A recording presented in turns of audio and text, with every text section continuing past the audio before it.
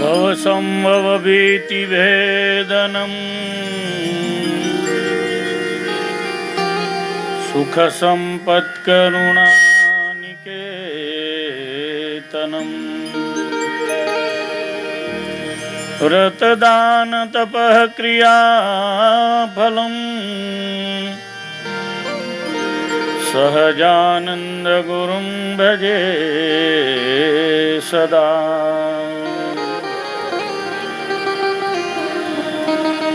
करारविंदेन पदारविंदं मुखारविंदे विनिवेशयन्तं वटस्य पत्रस्य पुटे शयानं बालं मुकुन्दं मनसा स्मरामि।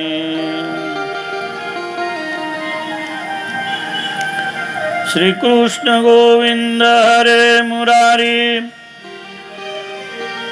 हे नाथ नारायण वासुदेव जिह्वे पिबस्वामृतमेतदेव गोविंद दामोदर माधवेति।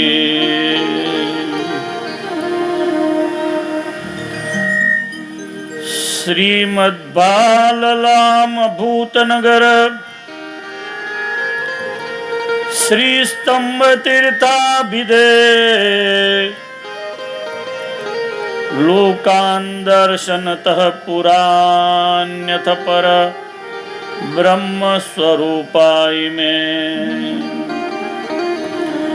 भक्ति ज्ञान विराग धर्म करुणा वात्सल्य साम्याम्भयो मायातीत मुनीन्द्र मुक्ति गुरवो लोके जयन्त्यन्वहम्। श्रीमद्स्तंभपुरे हरेस्तु सहजा नन्दस्य सन्मन्दिरम् सर्वस्वाश्रितमानसेषु निरवध्यत्वं हरेर्भावनम्। कल्याणं जनतार्थिवं च विविधं येषं कृतं भूतले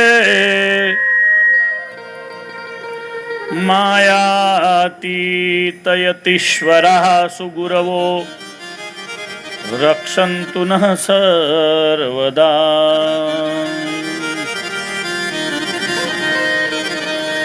हरे भजो स्वामी नारायण स्वामी नारायण स्वामी नारायण नामने।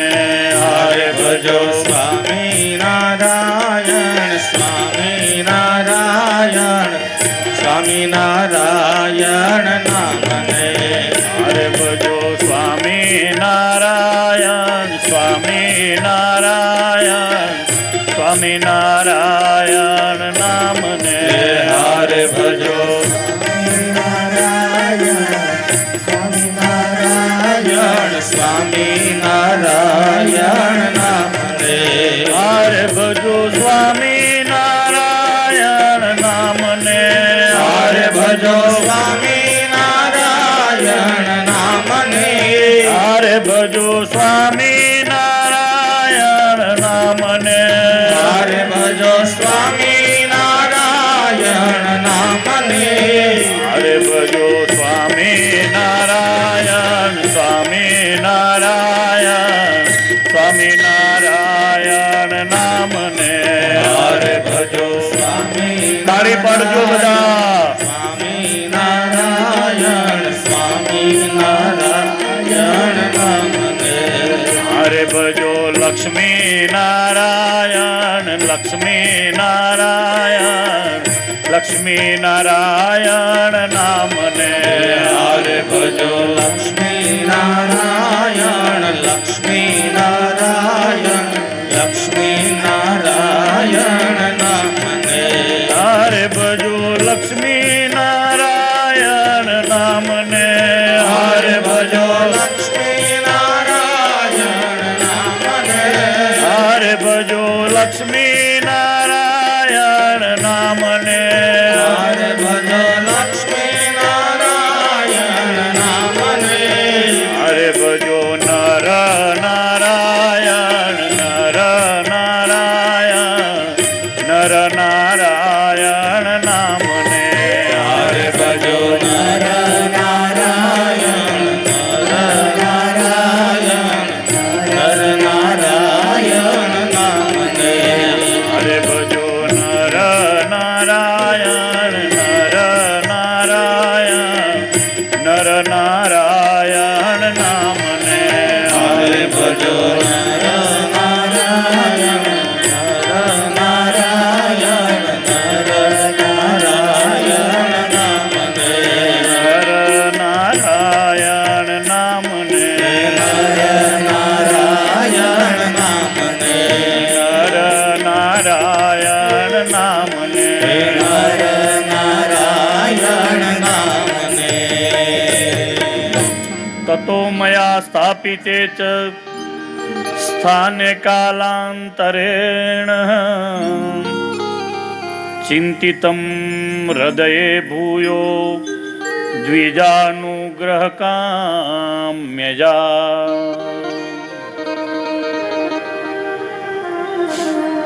ભગવાન સ્વામિનારાયણે સ્વહસ્તે જે પરમ પવિત્ર નગરીમાં પોતાનું જ સ્વરૂપ શ્રી હરિકૃષ્ણ મહારાજ આપ્યા છે એવા ભગવાન જબરેશ્વર હરિકૃષ્ણ મહારાજ, રાધા કૃષ્ણ દેવ, ધર્મ ભક્તિ વાસુદેવ એના પરમ પવિત્ર પાટોત્સવ પ્રસંગે અને ભગવાનના મહાન ધારક સંત પ્રાતસ્મરણીય સદગુરુ સંત બ્રહ્મચારી ત્યાગી વર્ગની શોભારૂપ પરમ એકાંતિક સંત ભગવત તુલ્ય સદગુરુ બ્રહ્મચારી મહારાજ માયાતીતાન સ્વામીની 150મી જન્મ જયંતિના ઉત્સવના ઉપક્રમે યોજાયેલી શ્રીજી મહારાજના લીલાચરિત્ર અને સંત મહિમાની કથાના દ્વિતીય દિવસે આજે વિક્રમ સંવત 2082 મહાવદી અમાવાસ્યાનો દિવસ છે. સોમવાર છે, સોમવતી અમાસ છે. તારીખ 16/2/2026 પવિત્ર સ્વામિનારાયણ ભગવાનના ચરણ કમળથી અંકિત થયેલા આ ખંભાત નગરમાં સ્વામિનારાયણ મંદિર, ખંભાત મંદિરના વડતાલ તાબાનું જે મંદિર છે એના કોઠારી મારા સ્નેહી આદરણીય સદગુરુ પૂજ્ય ભજનાનંદી સંત વેદાંત વલ્લભદાસજી, મારા આદરણીય પૂજ્ય ગુરુતુલ્ય સ્વામી કૃષ્ણવલ્લભદાસજી, સ્નેહી મિત્ર પૂજ્ય રામપુરા મંદિરના કોઠા ધર્મનંદન સ્વામીજી, 3 દિવસ સતત ભગવત કથા વાર્તા દ્વારા, 5 દિવસ સતત ભગવત કથા વાર્તા દ્વારા જે લાભ આપવાના છે એવા આદરણીય વક્તા પરમ પૂજ્ય સદગુરુ વિદ્વદ્વર્ય હરિઓમ પ્રકાશ દાસજી સ્વામી, સદગુરુ ન્યાલકર્ણ સ્વામી, પૂજ્ય ભક્તવત્સલ સ્વામી, પૂજ્ય ધોલેરા મંદિરથી પધારેલા સ્નેહી સંતો બંને, પુરુષોત્તમ સ્વામી, પાતળા જાડા બંને પૂજારી ને ત્યાં કહેવાય છે એવું, હા પાતળી અંજાળી એવું જ કહે છે બધા, બરાબર ને? 2 સંતો મારા સ્નેહી છે, બેન બંને પૂજ્ય સંતો, પૂજ્ય હરિપ્રસાદ સ્વામી, નાના સંત જ્ઞાન વલ્લભ સ્વામી, યજમાનોનું લિસ્ટ અને પત્રિકા બી છૂટી છવાઈ છે. ડીએન લઈને આવ્યા. મેં કીધું આ તું શું લઈને આવ્યો? સરસ મજાની પત્રિકા બનાવી છે એન્ટિક. ભગવાન માયાતીતાન સ્વામી, આપણા આચાર્ય મહારાજ, રાકેશ પ્રસાદજી મહારાજ, ગુરુવર્યના ફોટા છાપ્યા છે. ખંભાતનો ઇતિહાસ એમાં મૂક્યો છે. સૌ આદરણીય સંતો, સૌ યજમાનશ્રીઓ, પાટોત્સવના યજમાન, ભોજન પ્રસાદના યજમાનશ્રીઓ, સંત પૂજનના યજમાનશ્રીઓ, યજ્ઞના યજમાંતિક ભક્ત, સૌ ભક્તો, ભાઈઓ બહેનો, સાંખ્યોગી બહેનો, ધર્મપ્રેમી સજ્જનો, ભાલ અને ખંભાતના સૌ ભાવિક ભક્તોને મારા ભાવથી જય સ્વામિનારાયણ. અત્યારે પાટોત્સવ ઉજવી રહ્યા છીએ. એ મંદિર ખંભાતમાં રાણા ચકલામાં આવેલું છે. પરંતુ આ નગર જે છે એના ઉપર સૌથી મોટા કોઈના આશીર્વાદ હોય તો એ આ બ્રહ્માંડનું જે સંહારનું કામ કરે છે એવા ભગવાન શંકરના આ ગામ ઉપર, આ શહેર ઉપર બહુ મોટા આશીર્વાદ છે. અજબ ગજબના, અદ્ભુત, અવર્ણનીય. સ્વામિનારાયણ ભગવાન પાસે કોઈ વેદાંત વાળા, કોઈ વ્યાખ્યાન વાળા, કોઈ ચર્ચા વાળા, કોઈ આચાર્ય આવતા તો ભગવાન એમ કહેતા કે વ્યાસજીના વચનને અનુસારે કોઈ વાત કરો તો અમને વિશ્વાસ આવે. કારણ કે વ્યાસોત સિસ્ટમ જગત સર્વમ. વ્યાસજીથી બહાર આ જગતમાં કઈ છે જ નહીં. આપણે આ બધું જે કંઈ જોઈએ છીએ, આપણી આખી સંસ્કૃતિ હિન્દુ ધર્મની, સનાતનની, વિષ્ણુ, શિવ, ગણપતિ, પાર્વતી, સૂર્યનારાયણ ભગવાન, આ બધા જ પંચદેવોની ઉપાસના કરનારો જે આખો જે આ સમાજ આપણો કરોડો અબજો લોકોનો, આ બધાયનું મૂળ ભગવાન વેદવ્યાસજી છે. વેદવ્યાસજીએ જે પુરાણમાં ભગવાન સ્વામિનારાયણ પ્રગટ થવાના છે એવું જે કહ્યું છે એ સ્કંદ પુરાણનો સૌથી વધારે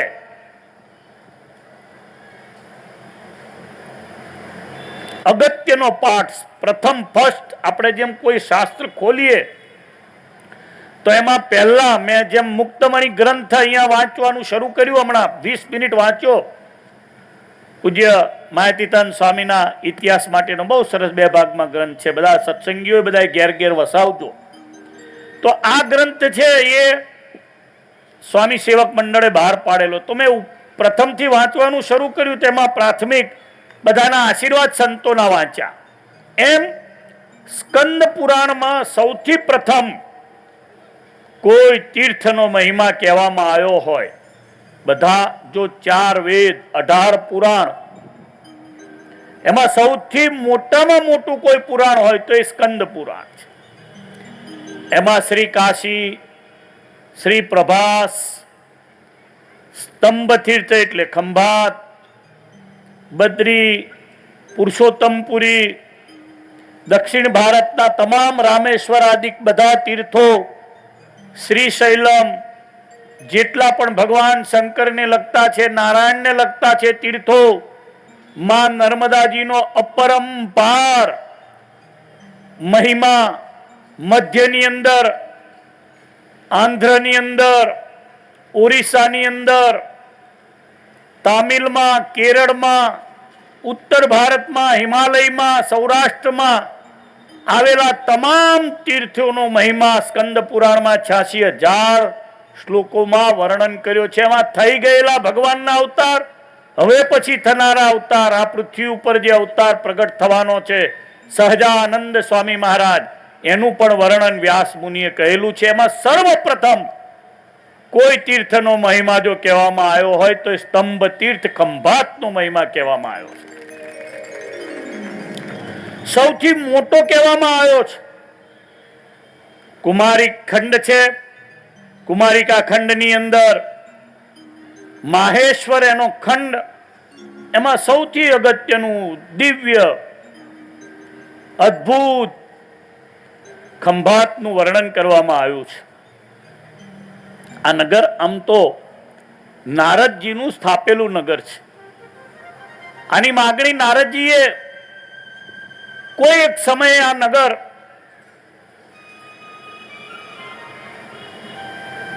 સૌરાષ્ટ્ર પ્રાંતમાં આવતું હતું. એટલે જુનાગઢના રાજા ધર્મવર્માની પાસે જઈ અને મારે ભક્તિનું પ્રવર્તન કરવું છે તો ક્યાંથી કરવું, એવો પ્રશ્ન શ્રી નારદજીને જ્યારે થયો ત્યારે સર્વપ્રથમ એ ભૃગુ ક્ષેત્રની અંદર ભરૂચમાં આપણું જ્યાં મંદિર છે સ્વામિનારાયણ મંદિર દાંડિયા બજારમાં, બરાબર મંદિરની ભીતે અડીને આવેલા શ્રી ભૃગુ ઋષિના આશ્રમમાં ગયા છે. ભૃગુ ઋષિને પૂછ્યું મારે ભક્તિનું પ્રવર્તન કરાવવું છે, કારણ કે એ ભગવાન નારદનો જે અવતાર છે 24 અવતાર પૈકી એ ભક્તિના પ્રવર્તન અર્થે જ છે ને અત્યારે પણ નારદજી ભક્તિના પ્રવર્તન અર્થે આ ક્ષેત્રની અંદર અખંડ બિરાજમાન છે એવું પુરાણ પોકારીને કહે છે. આ ક્ષેત્ર એટલે ખંભાત, ખંભાતની બાજુમાં રહેલું મહીનગર એટલે કે નગરા, જે નારદજીએ પોતે જાતે વસાવેલું છે. એટલે આ તીર્થ ઉપર સૌથી વધારે નારદજીનો આશીર્વાદ. ભૃગુ ઋષિની પાસે ગયા. ભૃગુ ઋષિએ કીધું કે મહી અને સાગરનો સંગમ છે, એના જેવું આ પૃથ્વી ઉપર બીજું કોઈ સિદ્ધો મુનિઓ તપસ્વીઓએ તપ કરવા જેવું મને કોઈ દેખાતું નથી. ભક્તિનું પ્રવર્તન કરવું હોય તો ત્યાં જાઓ. અને એટલે જ મહાપુરુષો, સિદ્ધો, મહાન ભગવાનના ભક્તો, પરમ એકાંતિક ગુરુવર્ય મહાતીતાનંદ સ્વામી જેવા મહાન સમર્થ સંતો આ ભૂમિમાં આવીને એટલા માટે જ વસ્યા હશે એવું મને જ્યારે શાસ્ત્ર વાંચું ત્યારે દેખાય છે. અદ્ભુત નગરની માગણી કરવા માટે ગયા. જુનાગઢ ધર્મવર્મા રાજાની પાસે માગણી કરી. 7 ગામ આપ્યા છે. 7 ગામમાં આ ગામ સ્તંભ તીર્થ પણ આપવામાં આવ્યું છે. વિશેષ કરીને મહીનગર સ્થાપવા માટેનો એમને વિચાર આવ્યો. નવું ગામ વસાવવું, ને નવું ગામ વસાવવા માટે બાજુનું અહીંયાથી 4 કિલોમીટર દૂર નગરા ગામ એમણે વસાવ્યું છે. પોતાના પિતા બ્રહ્માજીથી ઉત્પન્ન થયેલા છે એટલે પિતાને બહુ વિનંતી કરી બ્રહ્મલોકમાં જઈને મેં નવું સરસ ગામ વસાવ્યું છે, પધારો તો ખરા. બ્રહ્માજી આવ્યા કે છે બહુ સરસ ત્યાં ગામ વસાવ્યું છે, મારે તો અહીંયા રહેવું પડશે, હું તો માત્ર મુલાકાતે આવ્યો હતો. મુલાકાતે આવેલા બ્રહ્માજી 1000 વર્ષ સુધી, દેવોના 1000 વર્ષ સુધી, દેવતાઓના 1000 વર્ષ સુધી, આપણું 100 વર્ષ જાય ત્યારે દેવતાઓનું 1 વર્ષ થાય છે. એવા 1000 વર્ષ સુધી બ્રહ્માજી પોતાના માનસ પુત્ર શ્રી નારદજીએ સ્થાપેલા મહીનગરમાં રહ્યા છે. સ્નાન કરવાનો વખત આવ્યો, સવાર પડ્યું, તપ કરવાનું શરૂ કર્યું. સ્નાન તો નારદજી કહે છે તમે સંકલ્પ કરો, સૃષ્ટિની રચના પ્રભુ તમે કરી છે. સંકલ્પ કર્યો છે પાતાળ, પૃથ્વી અને સ્વર્ગના બધા.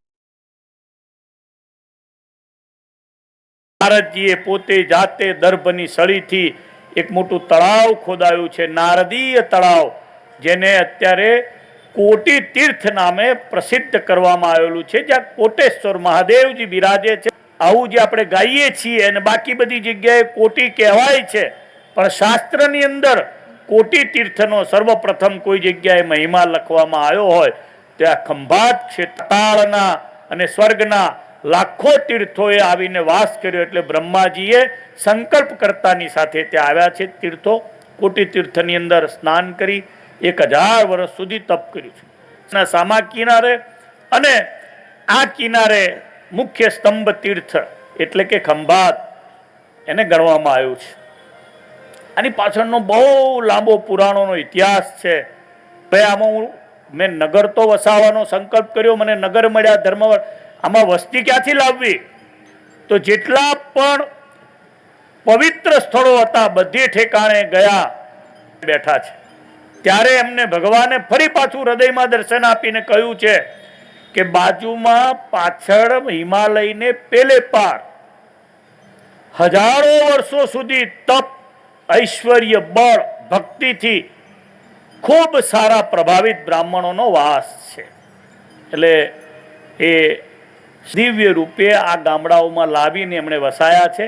અહીંયા જેટલા પણ બ્રાહ્મણ છે અને બ્રાહ્મણની સાથે જોડાયેલા જેટલા પણ બ્રાહ્મણેતર બીજા છે, આ ક્ષેત્ર મહાન યુદ્ધનું સાક્ષી બન્યું છે. એ યુદ્ધ તારકાસુરની સાથે થયું છે. અત્યારે જે આ પૃથ્વી ઉપર દેવો સંચાલન કોઈને કોઈ કારણોસર ખંભાત સાથે જોડાયેલા છે. એટલે જ મોટા ભાગનો ભારત ઉપર જતો જે પવન છે એ ખંભાતથી પસાર થાય છે. 49 મરુતોનો પ્રથમ ક્યાંક ને ક્યાંક ઇતિહાસ અહીંયા જોડાયેલો છે. નારદજીએ આની સ્થાપના કર્યા પહેલા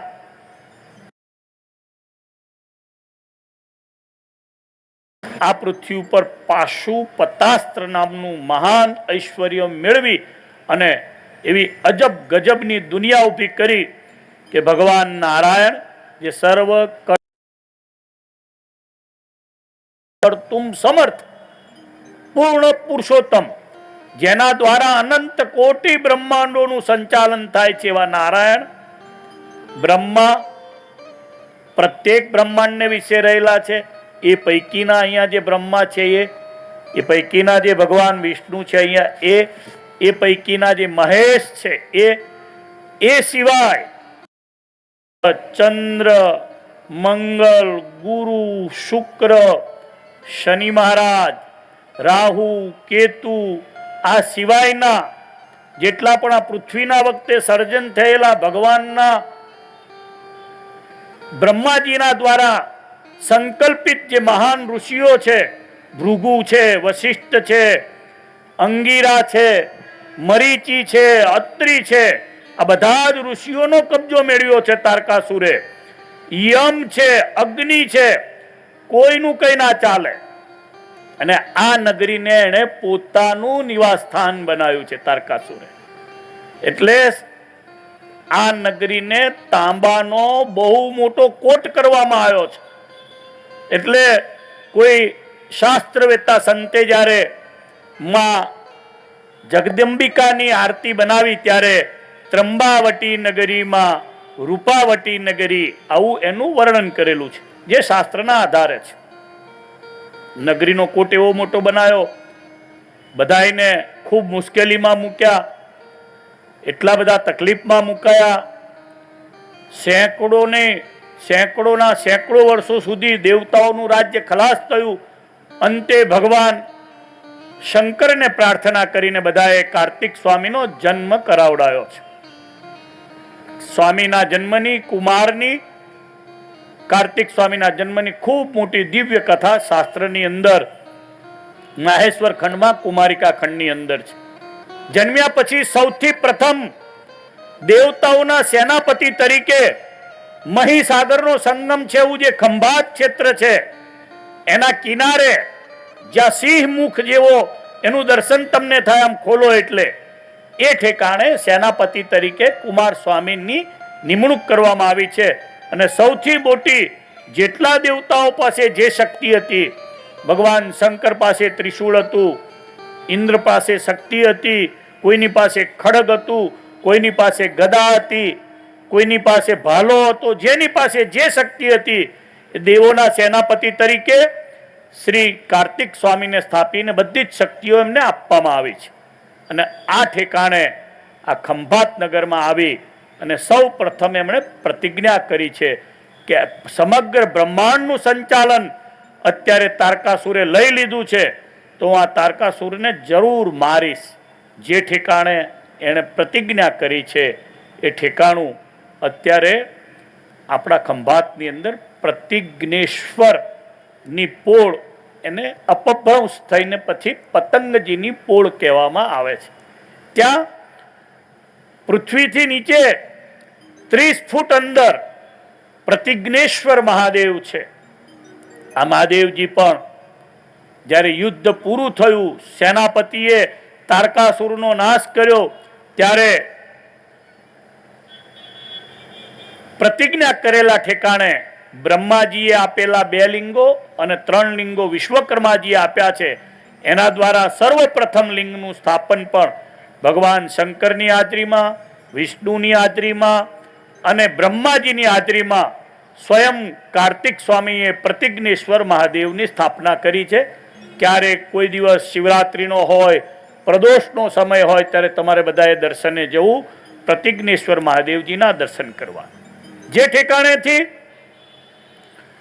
તારકાસુરના મસ્તકમાંથી શક્તિ નીકળી, આ કપાળમાંથી નીકળેલી શક્તિ હતી, જે શક્તિ એને ભગવાન શંકરની ઉપાસનાથી જ મળી હતી, એ ઠેકાણે એમણે કપાલેશ્વર મહાદેવજીની સ્થાપના કરી છે. એ પણ પ્રતિજ્ઞેશ્વરથી થોડેક જ દૂર કપાલેશ્વર મહાદેવજી છે.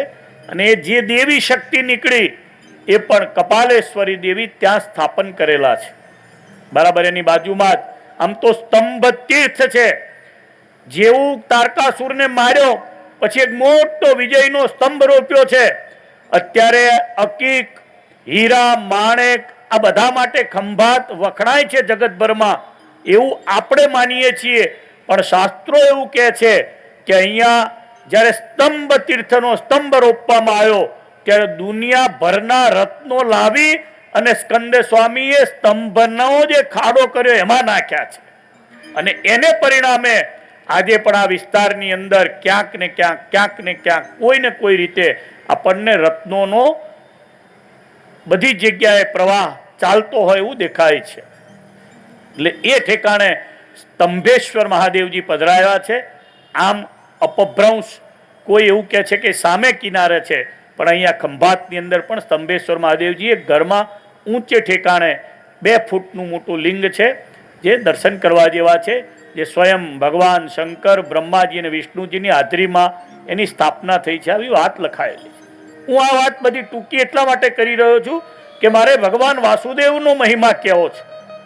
આ 3 લિંગ થયા. ચોથું લિંગ સિદ્ધેશ્વર નામનું લિંગ પણ બ્રહ્માજીએ સ્થાપ્યું છે.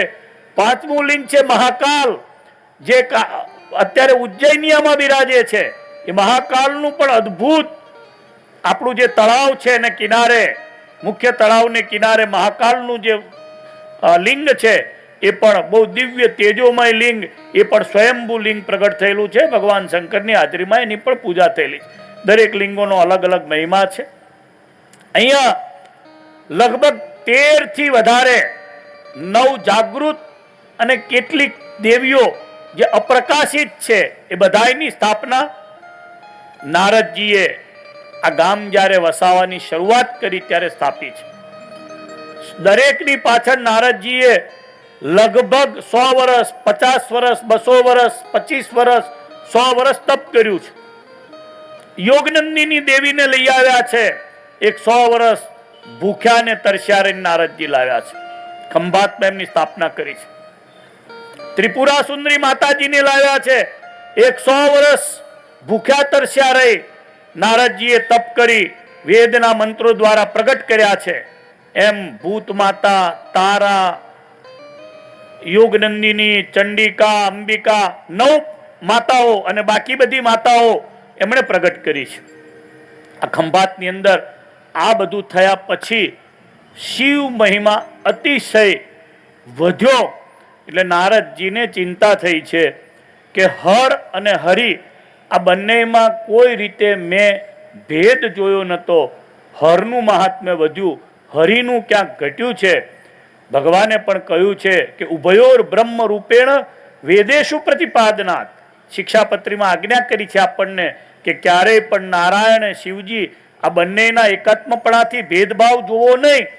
તો નારદજીને પણ આ વિચાર થયો એટલે એમણે આ સ્થાનમાં ભગવાન વાસુદેવ વગરનું તીર્થ રૂપાળું લાગતું નથી આવો વિચાર કર્યો છે. જે ઘરમાં શાસ્ત્ર કહે છે, જે તીર્થમાં, જે શાસ્ત્રમાં કે જે બેઠેલા મનુષ્યો છે, જે સાધુઓ છે, એમાં એના માનસમાં હરિ પધાર્યા નથી ત્યાં સુધી એ તીર્થ, એ ઘર, એ મનુષ્યનું મન બધું જ અસાર છે. જે તીર્થમાં, જે મનુષ્યના મનમાં, જે શાસ્ત્રમાં હરિ કહેતા વાસુદેવ ભગવાન પધારે છે એ જ હંસોનું તીર્થ છે. બાકી બધા કાગડાના તીર્થ છે, આવું શાસ્ત્ર કહે છે. નારદજી કહે છે, મેં વિશ્વ ઉપર અનુગ્રહ કરવાની ઈચ્છાથી વરદાન આપનાર હરિને પ્રસન્ન કરી અને પુરુષોત્તમ નારાયણ ભગવાનને હું આ તીર્થમાં લાવીશ એવો મેં સંકલ્પ કર્યો. હું અહીંયા થોડી વાર બેઠો, પછી જ્ઞાન યોગ વડે પૂરા 100 વર્ષ સુધી મેં તપ કર્યું છે. નારદજીએ જ્ઞાન યોગ વડે પૂરા 100 વર્ષ તપ કર્યું છે અને 8 અક્ષરોના મંત્રનો જપ કરતો ઓમ નમો નારાયણાય આ મંત્રનો જાપ કરતા કરતા ઇન્દ્રિયોને સંયમમાં રાખી ભગવાન વાસુદેવની મેં આરાધના કરી છે.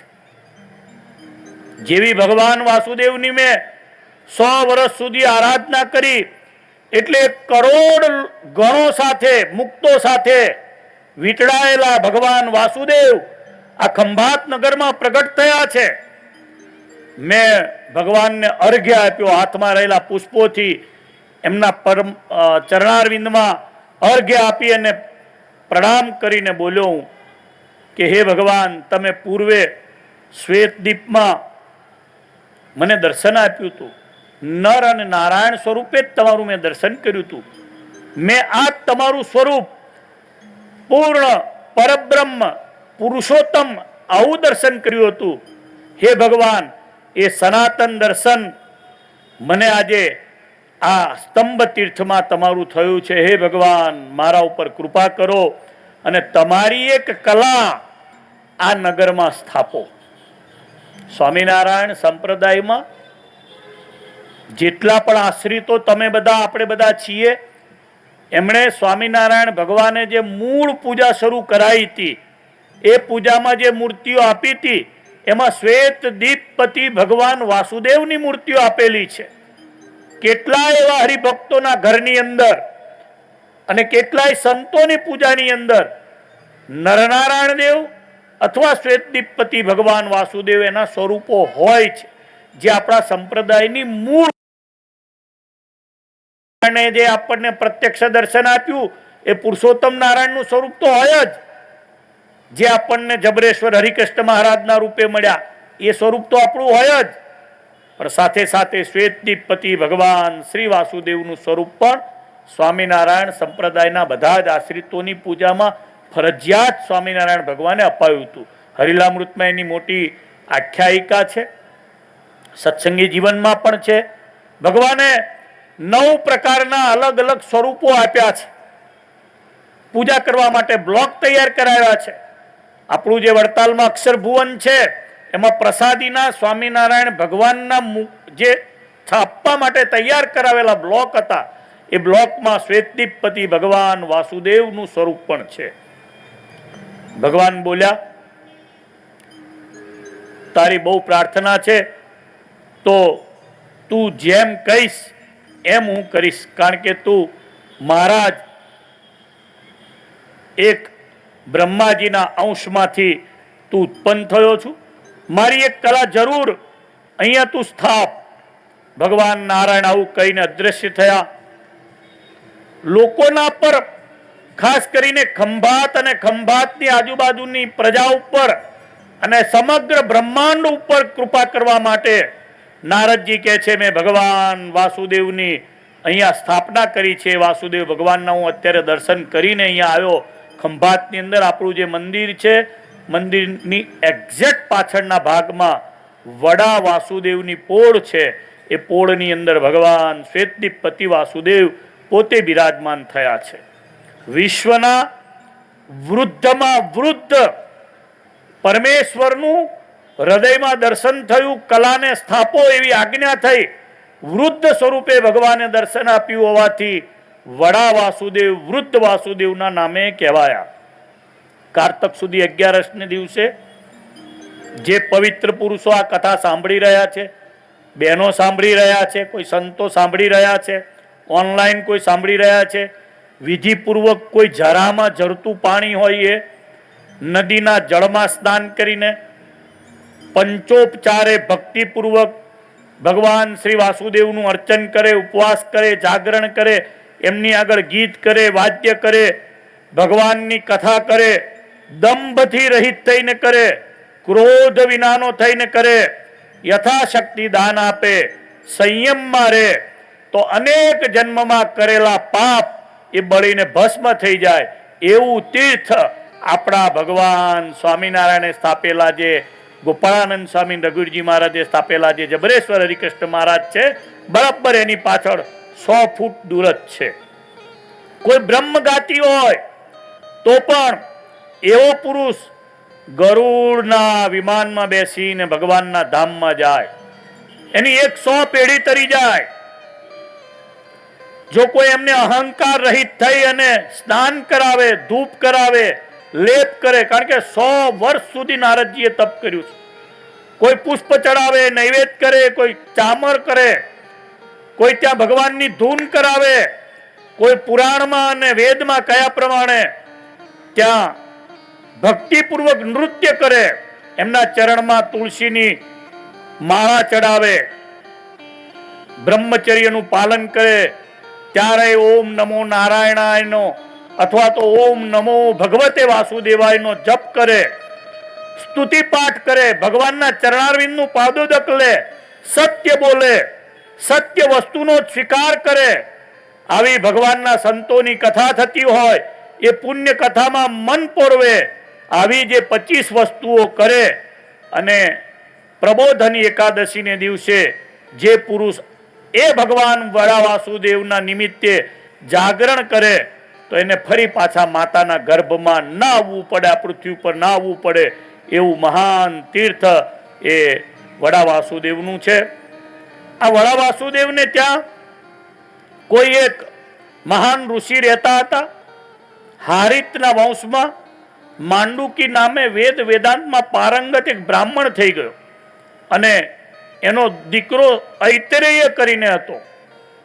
નાનો એવો હતો ત્યારથી જ રાત દિવસ ઓમ નમો ભગવતે વાસુદેવાયનો જપ કર્યા કરતો. બીજું કોઈ બોલતો નહીં, સાંભળતો પણ નહીં, બીજું મનમાં બહુ સંસારમાં મન રાખતો નહીં, પણ પ્રભાવશાળી હતો. બોલે નહીં, મનમાં ને મનમાં ઓમ નમો ભગવતે વાસુદેવાયનો જાપ કરે, એટલે એના પિતાએ એવું માની લીધું કે આ તો મૂંગો છે. એટલે એમ માન્યું કે આવા દીકરા કરતા હજુ એક બીજો દીકરો થાય. પ્રયત્નો થયા, દીકરો થયો નહીં, એટલે બીજી એક પત્ની કરી. પત્નીથી 4 પુત્રો થયા. બધા બોલતા થયા, વેદાંગમાં પારંગત થયા, યજ્ઞો કરાવતા થયા, ગામમાં ખંભાતમાં બધે જ્યાં જ્યાં યજ્ઞ હોય ત્યાં જાય. ઐતરેય જે હતો, જે પ્રથમ માનો હતો, એ પણ સવારે બપોરે સાંજે ભગવાન વાસુદેવના મંદિરમાં જઈને જાપ કરે, બીજું કંઈ કરે નહીં. પણ જે બીજી માં થયેલા એના દીકરાઓ 4 પૂજાય, એ જોઈને પ્રથમ માને એમ થાય. ઈતરા એની મધરનું નામ હતું. ઈતરાને એવું થાય કે આ મારો દીકરો છે, બોલતો નથી જન્મથી, ફક્ત મૂંગા મોઢે ભગવાનની સામું જોઈને બેસી રહે છે, મને ક્લેશ આપવા જ ઉત્પન્ન થયો છે. આના કરતાં તો હું બાઈ તરીકે જન્મી ના હોત તો સારું હતું. આ મારા પતિ અપમાન કરી બીજી શોકને લઈ આવ્યા, એનાથી 4 દીકરા થયા, 4 બોલે છે, વેદના મંત્રો બોલે છે, ગામમાં ખંભાતમાં જઈને બધે યજ્ઞો કરાવે છે, પૂજા પાઠ કરાવે છે, અને તો બધી જગ્યાએ ગુણોથી પૂજાય છે. એના કરતાં આ બાજુનો સંગમ છે મહીસાગરમાં જઈને ડૂબી મરવું, આવું જીવન શું કરવાનું. એ વખતે બરાબર ભગવાન વાસુદેવની સામે નારદજી પ્રગટ થયા છે. નારદજીએ ઐતરેયને કહ્યું છે કે સાંભળ, તારી માતાને તું યથાયોગ્ય ઉપદેશ કર. વડા વાસુદેવની પોળમાં જે મંદિર છે એ મંદિરમાં થયેલો ઉપદેશ છે. ઐતરેય કરેલો ઉપદેશ આ સભામાં બેઠેલા સ્ત્રીઓ, પુરુષો, સાંખ્યોગી બહેનો, વક્તા તરીકે મને, બધા સાધુઓને બધાને ઉપદેશ આપનારો છે. એ ઉપદેશ એણે કીધું, માં તું ખોટી નકામી મોહમાં પડી છું. અજ્ઞાનને તું જ્ઞાન માને છે, તું ખોટા શોખ કરે છે. આ દેહની ખાતર મિથ્યા સંસારમાં શા માટે તું મોહ કરે છે? કોઈ મૂરખ હોય ને એ આ સંસારમાં મોહ કરે. ખોટી વસ્તુને સાર સમજી અને રાત્રે દીવો થાય તો એને કઈ સૂર્ય ના માની લેવાય. માં, રક્ત માંસ મદથી જે શરીરનો લેપ કરીને બનાવવામાં અત્યારે આવ્યું છે, દેખાય છે સારું, પણ વિષ્ટા અને મૂત્ર એનાથી ભરેલું છે. આ રૂવાળા છે એ ઘાસથી એને મઢેલું છે, સોનેરી ચામડીથી થોડું થોડું ધોળાયેલું લાગે છે. માં, એમાં એક મોટું દ્વાર મહાદ્વાર છે એ દેખાય છે, બાકી 6 બીજા છે. 2 હોઠ રૂપી એને કમાડ છે, દાંત રૂપી એને આંગળા છે, નાડીઓને શ્વેતથી એમાં બધો પ્રવાહ વહ્યા કરે છે. બધું સાચું, પણ કાળના મુખમાં એ રહેલું છે. આ દેહ રૂપી ઘરમાં એક જીવ ઘર વાળો બેઠો છે. 3 ગુણોવાળી પ્રકૃતિ એની પત્ની છે. બોધ, અહંકાર, કામ, ક્રોધ, લોભ, માં એના સંતાનો છે. તું છે ને, માં છું મારી, મને જન્મ આપ્યો છે, પણ મને નારદજી કહે છે હવે તું બોલ એટલે તને કહી રહ્યો છું કે તું આ શોક ના કરીશ. પર્વતની જેમ જેમ પર્વત ઉપરથી ઝરણા આવે એમ આ શરીરમાંથી પણ નાકથી, પેશાબ વાટેથી ઝરણાઓ વહે છે. અપવિત્ર વસ્તુઓનો આ ભંડાર છે. શરીરનો એક પણ ભાગમાં પવિત્ર નથી. આ દેહના છિદ્રોને સ્પર્શ કરીને પણ માટી અને જળથી હાથ ધોવા પડે છે. ખબર નથી માં, આ બીજી શોકને જોઈ, બીજી મારી માને જોઈ, એના 4 દીકરાઓને જોઈને તને શાના માટે મોહ થાય છે? આને અત્તર ને ફૂલેલ ને સુગંધ બધું લગાડીએ છે, પણ આ બધી જે પ્રકૃતિ મેં કઈ જોઈ એને જોઈને તને વૈરાગ્ય નથી આવતો? અરે, દુર્ગંધને અને લેપને દૂર કરવા માટે આખી દુનિયાની માટીથી એને સાફ કર ને તોય માં સાફ થાય એવું નથી. ગંગાજળથી સાફ કર તોય સાફ થાય એવું નથી. જેટલી માટી આ પૃથ્વી ઉપર ભરેલી છે એના પહાડોથી પણ સાફ થાય તોય આ સાફ થાય એવો આ દેહ નથી માં. તીર્થ સ્થાનોથી, તપથી પણ જેને આ શરીરમાં મોહ છે એવો દુષ્ટાત્મા ક્યારેય શુદ્ધ થતો નથી. દેહને તીર્થમાં ખૂબ ધોવામાં આવે તો શું શુદ્ધિ પ્રાપ્ત થાય? જ્યાં સુધી અંતરના ભાવથી પરમેશ્વર રૂપી જે મહાઅગ્નિ છે, નારાયણના ચરણ રૂપી જે પરમેશ્વરના જે ચરણારવિંદ છે, એમાં જ્યાં સુધી પ્રીતિ ન થાય માં, એને મોક્ષ કે સ્વર્ગ મળતું નથી. માત્ર દેહ બળી જાય એટલું થાય છે. માટે તું આ ખોટો બધો શોક કરે છે. આવો જબરજસ્ત દિવ્ય ઉપદેશ ત્યાં ઐત્રે કરેલો છે. માતાને એવું કહ્યું છે, માં, ગર્ભવાસ કરતા કરોડ ગણું દુઃખ જીવને જન્મતા થાય છે. માં, ગર્ભવાસમાં થયેલી પૂર્વ જન્મોની સ્મૃતિ જન્મતા વેત જ નાશ પામી જાય છે. માં, બાહ્ય વાયુનો સ્પર્શ થતા જ એને મૂઢતા આવી જાય છે. માં, મૂઢ માણસનો સ્મૃતિભ્રંશ થાય છે અને સ્મૃતિભ્રંશ થતા જ પૂર્વ કર્મને લીધે જીવ એને નવા જન્મ મળ્યાથી એમાં પ્રીતિ થઈ જાય છે. માં, એ પોતાનું કલ્યાણ સામા છે એને દેખાતું જ નથી. જો કોઈ ભગવાન નારદજી અત્યારે મને કહી રહ્યા છે આવા કોઈ સંત પુરુષનો યોગ થાય તો એ ડગલે ને પગલે ઠેસ વાગતા વાગતા એ કલ્યાણના માર્ગે આગળ ચાલે છે. માટે મને તો એમ લાગે છે કે તું જે બુદ્ધિને અત્યારે કહી રહી છું એ બધી જ મૂઢ બુદ્ધિ છે. માટે મોક્ષ અપાવનારા ગ્રંથોની રચના મોટા મોટા સંતોને મહર્ષિઓએ કરેલી છે. જે જીવોએ પોતાના કર્મોથી, પોતાના સત્કર્મોથી સંતોનો આશ્રય કર્યો, ભગવત ચરણનો આશ્રય કર્યો, માં, એ જીવ પોતાનું કલ્યાણ સાધી લે છે. બાકી બધાને મહાદુઃખ થાય છે. માં, મને આવા બધા તને ઘણા બધા પ્રસંગો કહેવાનું મન થાય છે. મને એવું લાગે છે કે તું મારા માટે કંઈ ન માગીશ. મને તો એવું લાગે છે કે મરણ કરતાં માગવું એ વિવેકીને બહુ દુઃખદાયી હોય છે.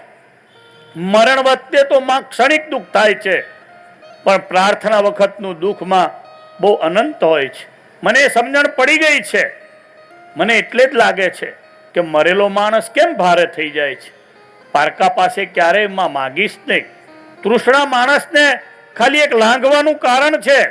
બધાને શરૂઆતમાં એમ લાગે છે કે હું આ દુઃખમાંથી બહાર નીકળી ગયો, પણ એ દુઃખમાંથી બહાર નથી નીકળાતું. દુઃખોની તો આ જીવ જ્યારે જન્મે છે ત્યારે એની પરંપરાને લઈને જન્મે છે.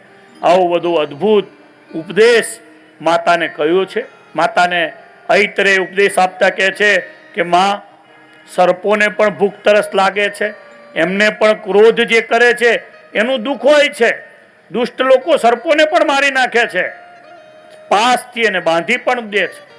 માતા, આ માણસનો જે મનુષ્યનો જે દેહ મળ્યો છે ને, એને પણ જન્મ મરણ રૂપી બહુ મોટું દુઃખ છે. જે જંગલમાં ફરનારા મૃગલાઓ છે એ પણ ભૂખ તરસ અને ક્લેશથી બહુ દુઃખ પામે છે. પશુઓ, નાગો બધાયને તરસ, ઠંડી, ગરમી સહન કરવી પડે છે.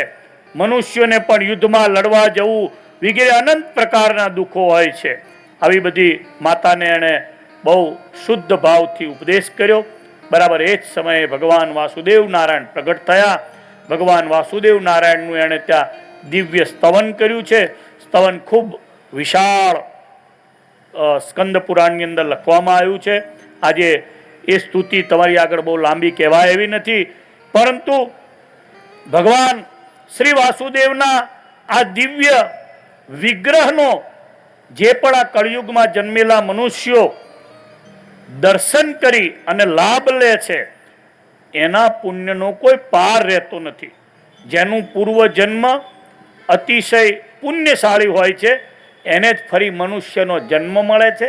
એને જ ખંભાતમાં રહેલા વૃદ્ધ વાસુદેવ ભગવાનનો યોગ થાય છે. દ્વાદશીને દિવસે, એકાદશીને દિવસે ભગવાનનું આ રીતે પૂજન કરી, દ્વાદશીએ વ્રત કરી અને જે ભગવાનની આગળ કીર્તન કરે છે એનું જરૂર કલ્યાણ થાય છે. એમનું અર્ચન, પૂજન, સ્તુતિ વગેરે કરવાથી મનુષ્યનો દેહ સફળ થાય છે. આ એક વડા વાસુદેવની પોળમાં જે ભગવાનનો વિગ્રહ છે એનો મહિમા મેં તમારી આગળ કહ્યો છે. બહુ 8 અને 10 થવા જાય છે એટલે વાતની અહીંયા પૂર્ણાહુતિ કરું છું. ઘણા બધા તીર્થો છે. ફરી વખત જ્યારે પરમેશ્વર યોગ આપશે ત્યારે બધાની વાત કરશું. ભગવાન સ્વામિનારાયણની બહુ કૃપાથી આપણું મંદિર અહીંયા જે થયું છે વડા વાસુદેવની પોળની બરાબર બાજુમાં છે. મને એવું લાગે છે કે યોગાનું યોગ હશે. પરમેશ્વર જ્યારે પ્રગટ થાય છે ત્યારે પરમેશ્વર પોતાના સ્વરૂપની સ્થાપના આપીને આપણને કલ્યાણનો માર્ગ બતાડે છે. ભગવાન સ્વામિનારાયણે કેવી કૃપા કરી. નારાયણે આપણને અહીંયા દ્વિભુજ સ્વરૂપ આપ્યું, પાછળ ચતુર્ભુજ સ્વરૂપ બિરાજે છે. ખંભાત એવું, અને આપણે સૌ હરિભક્તો અને સંતો એવા ભાગ્યશાળી છીએ કે પરમેશ્વર અને પરમેશ્વરના મોટા અવતાર શ્રી નારદજી એમણે સ્થાપન કરેલા વડા વાસુદેવ પણ આપણી પાસે બરાબર બાજુમાં છે, અને પરમેશ્વર જબરેશ્વર હરિકૃષ્ણ મહારાજ પણ આપણી બાજુમાં છે. એકદમ નજીકમાં બંનેના આપણને દર્શન છે. આપણે ભાગ્યશાળી છીએ કે આપણને સ્વામિનારાયણ ભગવાનના મોટા સંતે અને મોટા હરિભક્તોએ, પ્રથમ નિત્યાનંદ સ્વામી, ગોપાળાનંદ સ્વામી, પછી રઘુવીરજી મહારાજ, મોટા મોટા સંતોએ પણ અહીંયા પધરામણી કરી મંદિરને દિવ્ય બનાવ્યું છે. અને ત્યાર પછી સદગુરુ માયાતીતાન સ્વામીની વાત તો અહીંયા મેં 2 શ્લોકથી સ્વામીનો મહિમા કયો છે. મારો જ્યારે શરૂઆત મેં આ કથાની કરી ત્યારે 2 શ્લોક હું બોલ્યો છું માયાતીતાન સ્વામીના સંદર્ભના. ગુરુ પૂર્ણિમા હતી એક વખત, અને પૂજ્ય સ્વામીના અહીંયા ગુરુ પૂર્ણિમાના ઉત્સવમાં સદગુરુ શાસ્ત્રી સ્વામી કૃષ્ણવલ્લભાચાર્યજી જૂનાગઢથી અહીંયા પધાર્યા હતા. ને એમણે બહુ સરસ મજાના 2 શ્લોકોથી પૂજ્ય માયાતીતાન સ્વામીનો અહીંયા ગુણાનુવાદ કરેલો હતો. એવો સરસ ગુણાનુવાદ કર્યો છે કે જે ગુણાનુવાદ ભગવાનના સંતો માટે ભાગવતજીમાં કરવામાં આવ્યો છે, જે સ્કંદ પુરાણમાં નારદજી માટે કરવામાં આવ્યો છે, ભગવાનના સંતો માટે કરવામાં આવ્યો છે. જેનામાં જ્ઞાન છે, જેનામાં વૈરાગ્ય છે, જેનામાં ધર્મ છે, જેનામાં કરુણા વત્સલપણું છે, જેમાં ભગવદ ભક્તિ છે. એટલું જ નહીં, સમુદ્રમાં રહેલા જે અપાર ગુણો છે, ભગવાનમાં રહેલા જે અપાર ગુણો છે, એવા બધા જ ગુણો સદગુરુ માયાતીતાનંદ સ્વામીમાં રહેલા છે. આવું શાસ્ત્રી સ્વામી કૃષ્ણવલ્ભાચાર્યજીએ અહીંયા કહ્યું છે. અને એટલા માટે એમની જે તે વખતે સભામાં જય પણ બોલાવી છે. એટલું નહીં, ભગવાન મુક્તિને આપે છે, માર્ગે આગળ વધારનારા કોઈ સંતો હોય તો એ માયાતીતાનંદ સ્વામી છે, આવું કીધેલું છે. એટલે આવા મહાપુરુષની, આવા ભગવાન જેવા સંતની જ્યાં બધા ભેગા થઈને આવી જન્મ જયંતિના પ્રસંગે જ્યાં એમનો ઉત્સવ ઉજવી રહ્યા છે, બહુ આનંદ થયો. પૂજ્ય ધર્મનંદન સ્વામીને ખૂબ ખૂબ અભિનંદન આપું છું. મંડળે પણ આજે વિચાર કર્યો અને બરાબર પાટોત્સવના ટાઈમે સ્વામીના આવા સદગુણોને અહીંયાથી વક્તા શ્રી કે એ બધાય શ્રોતાઓનું અને સત્સંગનું મોટું સદભાગ્ય હોય. ફરી એકવાર સ્વામિનારાયણ ભગવાને આપેલા સત્સંગને આપણે કાયમના માટે યાદ રાખીએ. સ્વામિનારાયણ ભગવાને આપણને 6 મંદિર આપ્યા, આચાર્ય મહારાજ આપ્યા, સંતો આપ્યા, શાસ્ત્રો આપ્યા અને ભગવાનના તમારા જેવા મુક્ત હરિભક્તો આપ્યા, ભગવાનના આવા દિવ્ય સ્વરૂપો આપ્યા. આવો 6 અંગનો બનેલો આપણો મૂળ વડતાલ અને અમદાવાદ ગાદીનો આ મુખ્ય સત્સંગ, એ સત્સંગનો દ્રઢ આશ્રય કરીને જે રહે છે એનું જરૂર આ સત્સંગમાં કલ્યાણ થાય છે. આ મારી કથાનો હાર્દ છે. સૌને ભાવથી જય સ્વામિનારાયણ. અને ભગવાનની 2 મિનિટ ફરી પાછી આપણે ધૂન કરી પૂર્ણાહુતિ કરશું. હરે ભજો સ્વામિનારાયણ, સ્વામિનારાયણ, સ્વામિનારાયણ નામને. હરે ભજો સ્વામિનારાયણ, સ્વામિનારાયણ, સ્વામિનારાયણ નામને. હરે ભજો સ્વામિનારાયણ, સ્વામિનારાયણ, સ્વામિનારાયણ નામને. હરે ભજો સ્વામિનારાયણ, સ્વામિનારાયણ, સ્વામિનારાયણ નામને. હરે ભજો સ્વામિનારાયણ નામને.